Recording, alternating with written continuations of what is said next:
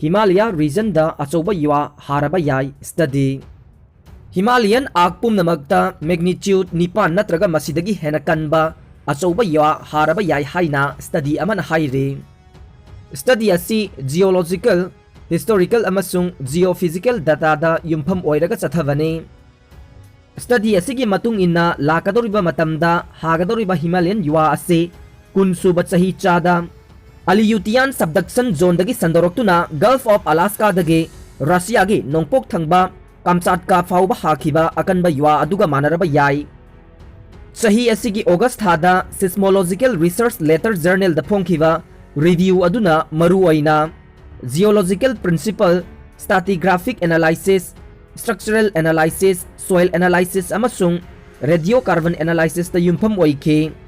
Nongpokta Arunachal Pradesh ke nongpok thangbalam khaidagi hauduna nongchupta Pakistan faubagi manungda leiriba Himalayan arc ta haukiba matam kayada achouba yuwa habagi haurakpham oiri haina study asigi ayiba Steven Z. Wesnowski na hairi.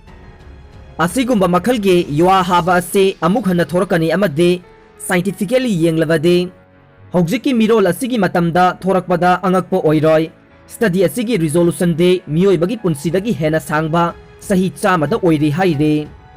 Indian Institute of Science Education and Research Kolkata ge Department of Art Science ki Professor Supriyo Mitra gi matung inna research asi haukiba Himalayan earthquakes amasung tungda lakadaba singda yumpham oiraga phangba masak singda yenglaga piba review ne.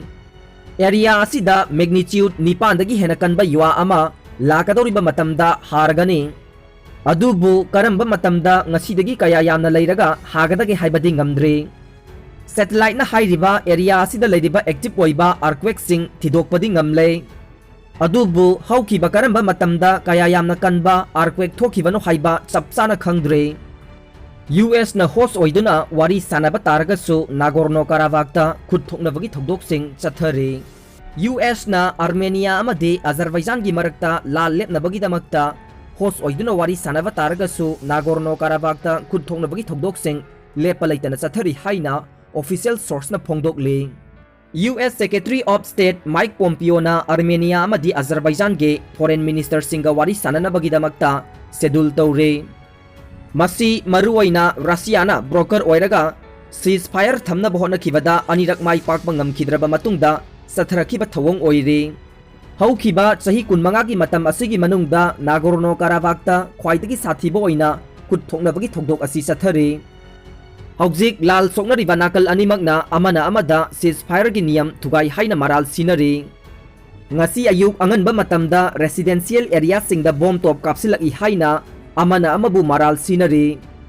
Nagorno-Karabakh ta laiba official singna haikibada Martakat town amade Martumi region da laiba village kaya amada Azerbaijan na kapsilakpa rocket kaya amata khi.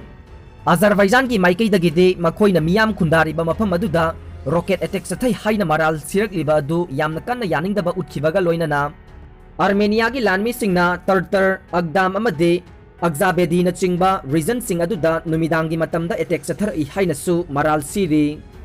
Residential area da rocket amade artillery attack satharakpadagi miyam na masabu ngakthoknaba yamna kanna hotnari. Makhoina kom na chingba tawduna bomb top kablakpa adudagi masabu kanjanaba khongthang sing paikhatli. Ahal oiraba nupi kaya amana Stepanakert ta laiba school gi basement amada sangjafam lawduna leiri. Stepanakert hairiba mafam ase Nagorno-Karabakh ki regional capital oire.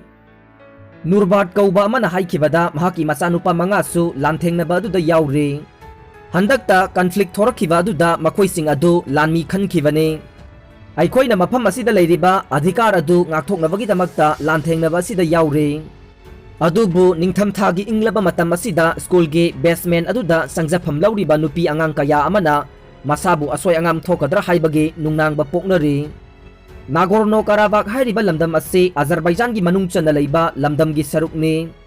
Adum oinamak ing 1993 da loisinkiba lan gi matung tarakpada Armenia na sawadpa ethnic Armenian force na hairiba lamdam ase control tawduna lakhibani hairi.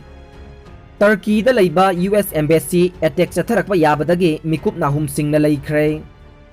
Turkey da laiba US embassy da terrorist singna attack chatharakpa yabadagi ꯃꯤꯀꯨꯞ ꯅꯥꯍꯨꯝꯁꯤꯡꯅ ꯂꯩꯈ꯭ꯔꯦ ꯍꯥꯏꯅ official source ꯑꯃꯅ ꯐꯣꯡꯗꯣꯛꯂꯤ꯫ US ꯀꯤ ꯁꯤꯇꯤꯖꯦꯟꯁꯤꯡ ꯑꯃꯗꯤ ꯑꯇꯩ ꯑꯇꯣꯞꯄ ꯐꯣꯔꯦꯅꯔꯁꯤꯡꯗ ꯇꯦꯔꯣꯔꯤꯁꯁꯤꯡꯅ ꯀꯤꯗꯅꯦꯞ ꯇꯧꯕ ꯌꯥꯎꯅ ꯑꯦꯇꯦꯛ ꯆꯠꯊꯔꯛꯄ ꯌꯥꯕꯒꯤ ꯄꯥꯎ ꯐꯪꯕꯗꯒꯤ ꯃꯇꯝ ꯈꯔꯒꯤ ꯑꯣꯏꯅ ꯀꯟꯁꯨꯂꯦꯠ ꯁꯔꯚꯤꯁ ꯁꯁꯄꯦꯟ ꯇꯧꯈ꯭ꯔꯦ꯫ US ꯀꯟꯁꯨꯂꯦꯠ ꯖꯦꯅꯔꯦꯜ ꯌꯥꯎꯅ ꯐꯣꯔꯦꯟ ꯅꯦꯁꯅꯦꯜꯁꯤꯡꯗ ꯑꯦꯇꯦꯛ ꯑꯗꯨ ꯆꯠꯊꯔꯛꯄ ꯌꯥꯕꯒꯤ ꯄꯥꯎ ꯐꯪꯂꯦ꯫ ꯇꯔꯀꯤꯒꯤ ꯀꯦꯄꯤꯇꯦꯜ ꯑꯟꯀꯥꯔꯥꯗ ꯂꯩꯕ US ꯑꯦꯝꯕꯦꯁꯤꯗ ꯑꯃꯦꯔꯤꯀꯟ ꯁꯤꯇꯤꯖꯦꯟꯁꯤꯡꯕꯨ ꯌꯥꯔꯤꯕ ꯃꯈꯩ ꯆꯦꯛꯁꯤꯟꯅ ꯂꯩꯅꯕꯒꯤ ꯋꯥꯐꯝ ꯈꯪꯍꯟꯈ꯭ꯔꯦ꯫ ꯃꯁꯤꯗ ꯑꯆꯧꯕ ꯑꯣꯐꯤꯁꯀꯤ ꯕꯤꯜꯗꯤꯡ, ꯁꯣꯄꯤꯡ ꯃꯣꯜ ꯑꯃꯗꯤ ꯑꯇꯣꯞꯄ ꯂꯣꯀꯦꯁꯟꯁꯤꯡꯗ ꯐꯣꯔꯦꯅꯔꯁꯤꯡ ꯑꯗꯨꯗ ꯑꯦꯇꯦꯛ ꯆꯠꯊꯔꯛꯄ ꯌꯥꯏ꯫ ꯁꯤꯇꯤꯖꯦꯟ ꯑꯃꯗꯤ ꯚꯤꯁꯥꯒꯤ ꯁꯔꯚꯤꯁꯁꯨ ꯇꯔꯀꯤꯗ ꯂꯩꯕ US ꯀꯟꯁꯨꯂꯦꯠꯇ ꯃꯇꯝ ꯈꯔꯒꯤ ꯑꯣꯏꯅ ꯂꯦꯞꯈ꯭ꯔꯦ꯫ ꯏꯁꯂꯥꯃꯤꯛ ꯁ꯭ꯇꯦꯠ ꯒ꯭ꯔꯨꯞ ꯑꯃꯗꯤ ꯑꯥꯏꯟꯅ ꯌꯥꯗ꯭ꯔꯕ ꯀꯥꯔꯗꯤꯁ ꯃꯤꯂꯤꯇꯦꯟꯠ ꯒ꯭ꯔꯨꯞꯅ ꯏꯪ 2015 ꯑꯃꯗꯤ ꯏꯪ 2018ꯀꯤ ꯃꯔꯛꯇ ꯇꯔꯀꯤꯒꯤ ꯁꯣꯏꯜꯗ ꯁꯥꯊꯤꯕ ꯃꯑꯣꯡꯗ ꯑꯦꯇꯦꯛ ꯆꯠꯊꯔꯛꯈꯤ꯫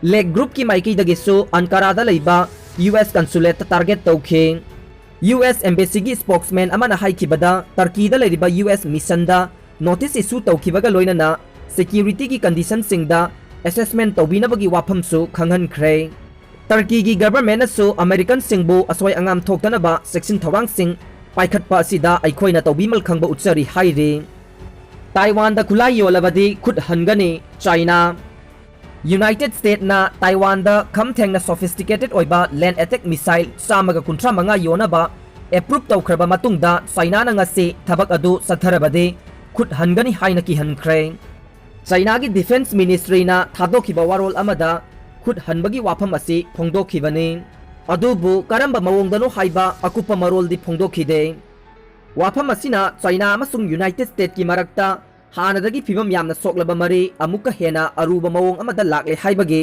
ꯏꯪꯒꯤꯠ ꯑꯃꯗꯤ ꯄꯤꯔꯤ꯫ US ꯅ ꯇꯥꯏꯋꯥꯟꯗ US ꯗꯣꯂꯔ ꯕꯤꯂꯤꯌꯟ ꯑꯃ ꯍꯦꯟꯕꯒꯤ ꯈꯨꯠꯂꯥꯏ ꯌꯣꯟꯅꯕ ꯊꯧꯔꯥꯡ ꯇꯧꯔꯤꯕ ꯑꯗꯨ ꯀꯦꯟꯁꯦꯜ ꯇꯧꯊꯣꯛꯄꯤꯌꯨ ꯑꯃꯁꯨꯡ US ꯑꯃꯗꯤ ꯇꯥꯏꯋꯥꯅꯤꯁ ꯃꯤꯂꯤꯇꯔꯤꯒꯤ ꯃꯔꯛꯇ ꯄꯥꯎ ꯐꯥꯎꯅꯕꯒꯤ ꯊꯕꯛ ꯄꯨꯝꯅꯃꯛ ꯇꯣꯛꯄꯤꯌꯨ꯫ ꯃꯁꯤ ꯆꯥꯏꯅꯥ ꯑꯃꯁꯨꯡ USꯒꯤ ꯃꯔꯤꯗ ꯌꯥꯝꯅ ꯅꯨꯡꯉꯥꯏꯇꯕ ꯂꯥꯛꯇꯅꯕ ꯑꯃꯁꯨꯡ ꯇꯥꯏꯋꯥꯟ ꯁ꯭ꯇ꯭ꯔꯦꯠꯇ ꯏꯪꯊꯕ ꯑꯃꯗꯤ ꯇꯪꯗꯨ ꯂꯩꯇꯥꯕ ꯀꯥꯏꯍꯟꯗꯅꯕꯒꯤꯗꯃꯛꯇꯅꯤ꯫ ꯍꯥꯏꯔꯤꯕ ꯑꯁꯤ ꯇꯧꯗꯕ ꯃꯇꯝꯗ ꯆꯥꯏꯅꯥꯒꯤ ꯃꯥꯏꯀꯩꯗꯒꯤ ꯑꯆꯦꯠꯄ ꯄꯨꯛꯅꯤꯡ ꯂꯦꯞꯄꯒ ꯂꯣꯏꯅꯅ ꯈꯨꯠ ꯍꯜꯂꯛꯀꯅꯤ ꯍꯥꯏꯅ ꯋꯥꯔꯣꯜ ꯑꯗꯨꯗ ꯍꯥꯏꯈꯤ꯫ ꯄꯟꯕ ꯌꯥꯕꯗꯤ ꯆꯥꯏꯅꯥꯒꯤ ꯃꯥꯏꯀꯩꯗꯒꯤ ꯌꯥꯝꯅ ꯑꯁꯥꯎꯕ ꯐꯣꯡꯗꯣꯔꯛꯂꯤꯕ ꯑꯁꯤ US ꯁ꯭ꯇꯦꯠ ꯗꯤꯄꯥꯔꯠꯃꯦꯟꯠꯅ ꯕꯣꯌꯤꯡ ꯀꯝꯄꯦꯅꯤꯅ ꯁꯥꯕ ꯈꯝ ꯊꯦꯡꯅ ꯁꯣꯐꯤꯁꯇꯤꯀꯦꯇꯦꯗ ꯑꯣꯏꯕ ꯄ꯭ꯔꯤꯁꯤꯁꯟ ꯂꯦꯟꯗ ꯑꯦꯇꯦꯛ ꯃꯤꯁꯥꯏꯜ 135 ꯌꯣꯟꯅꯕꯒꯤ ꯑꯌꯥꯕ ꯄꯤꯕꯒꯤ ꯋꯥꯐꯝ ꯂꯥꯎꯊꯣꯛꯈ꯭ꯔꯕ ꯃꯇꯨꯡꯗꯅꯤ꯫ ꯗꯣꯂꯔ ꯕꯤꯂꯤꯌꯟ ꯑꯃ ꯍꯦꯟꯕꯒꯤ ꯈꯨꯠꯂꯥꯏ ꯑꯁꯤꯅ ꯇꯥꯏꯋꯥꯟꯒꯤ ꯃꯤꯂꯤꯇꯔꯤ ꯃꯄꯥꯡꯒꯜ ꯌꯥꯝꯅ ꯀꯟꯈꯠꯍꯟꯒꯅꯤ ꯍꯥꯏꯅ ꯊꯥꯖꯔꯤ꯫ ꯆꯥꯏꯅꯥꯅ ꯇꯥꯏꯋꯥꯟ ꯑꯁꯤ ꯃꯈꯣꯏꯒꯤ ꯂꯝꯅꯤ ꯑꯃꯁꯨꯡ ꯅꯝꯐꯨꯗ ꯑꯣꯏꯔꯕꯁꯨ ꯄꯨꯟꯁꯤꯟꯒꯅꯤ ꯍꯥꯏꯅ ꯋꯥꯁꯛꯄ ꯃꯔꯝꯅ